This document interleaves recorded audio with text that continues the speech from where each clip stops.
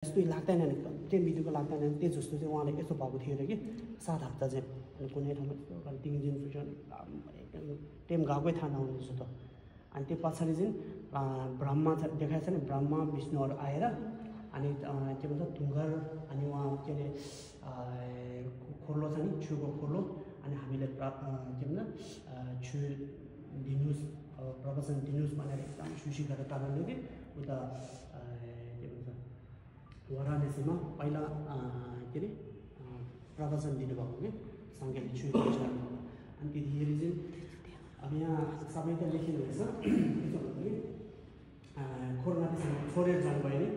सोमनाथी सङ्घ छोडेर उन्नाथी सङ्घ यहाँ छ नि अगाडि छ नि 3टा लामा यहाँ छ 2टा लामा छ नि 5वटा त्यो यहाँ जहाँ तपस्या बस्दाखेरि लुटु पहुँचेपछि भने उहाँहरूले यसो गरेको थियो नि एउटा बाचा राखेको थियो नि हामी नआउने भनेर हामी अलग भएको कारणले सबैले पहिला उहाँ